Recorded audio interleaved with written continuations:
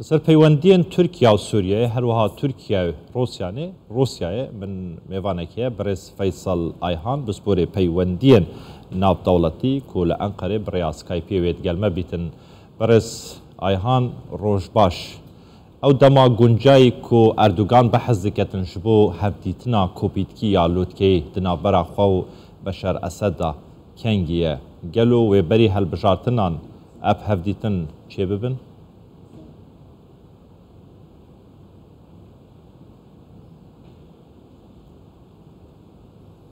Rojbaş civat siyasi Avrupa ile Prag'e dest pê kiribû. Lûrê rojnava pirskirin ki jardan pirskirin ku dîtinê tew esatê çê be. Li vir de Erdogan axiftin ki da gokê ez siyasekê wekî xelk zanan wekî wan nînim ez siyaset wan kî ku ez dikarim siyaseta xwe me gorandin jî û siyasetê min jî tiştînê çê bû gokê dibe demkî ku hat ez û Esad em hevdû bibînin. Feqet ew îro de ev dîtinê li Sûriye û naberê Tirkiyeyê de demê mezin de çêdibe em feqet vî mezinkirin bikin vî demê de dîtinê min û dîtinê wî jî ji bo aliyê min ve muşkiletinê ji ber wî jî ez dikarim em bibînim. Feqet kengî em hevdû dibînin rojê wî kengî ye hev dîtin pêşî bijartinê çêbe. Li vir de tiştî negot feqet meselê mevki yani ji bo hem rojnavan hem ji bo millet re evî axiftinê de ku ez dijî Esad bînim ez dikarim bi Esadê û tiştînê jî bo û serok komarê Sûriye em hevdû dikarim yani êdî pêşî serok komariyê Sûriyeyê Esad qebûl nedibe.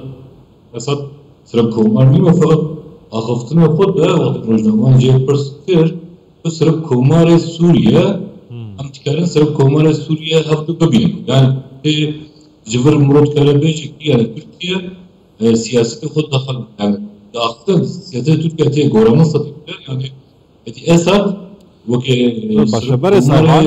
Sûriye qebûl kir. Zalim dengê te gelek xirab e tiştekê ji axiftinê cenabê te fêm nakem lê bi her hal Recep Tayyip Erdogan dibêjîtin hevdîtin di asta nizm da bi rê ve diçin li ser asta istixbaratê di navbera her du welatan da. Du babetên girêng yên babetê Kurdan, pirsa Kurdan li Rojavayê Kurdistanê herwiha pirsa penaberan. Nerîna te yanî istixbarat li ser wan her du pirsan li hev kiriye wê li hev bikin?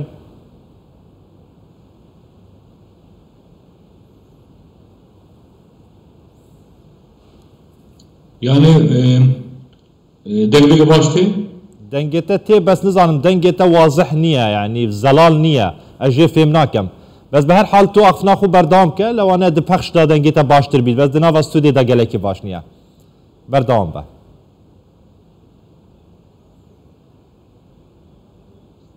Tamam benim.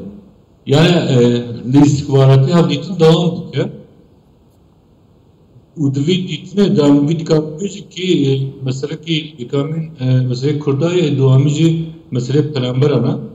Divê her du diştê de jî êje ser hevdû nadin yani siyasetê wan nedî û pêşî hilbijartinê jî em dibêjin ki divê her du meselê de rêçonkî wekî hev çêna tê xuyan ki heta hilbijartinê meselê Sûriye siyasiyê devam bike fakat wekî anlaşmakî naberê wan ew zehmet tê xuyan hiç nabînin işte. Çarenivîsa Kurdan piştî asayîkirina peywendiyan yên Tirkiye û Sûriyeyê yanî zelal e çarenivîsa Kurdan. Kurd wê bigihin bi çarenivîsa xwe yan çarenivîsa wan wê parêzraw bîtin serdestê her du welatan her wiha komelgeha nêvdewletî jî.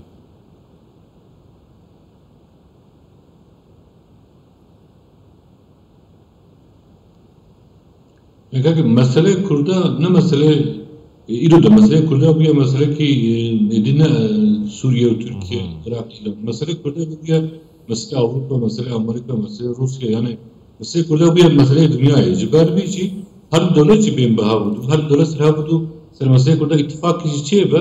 Gerek Amerika için bir kanabisi, gerek Suriye nabit işte, bu gerek Rusya nabit işte, İran nabit işte. Ciber bir şey mesele Kurda edi bu hap devlet veya devlet ki bir sene okuyı kare çareseri beke. Am vî dikarim bêjin ki ev meselê Kurda gerek tev dünya jî servî ittifakî çê bû ku çareserî servî çê çê be yoksa tamam kekem. سپاس برس فیصل آیهان بسپور پیوندی ناودولتی لأنقره بریاسکای بید گلمه وی گلک سپاس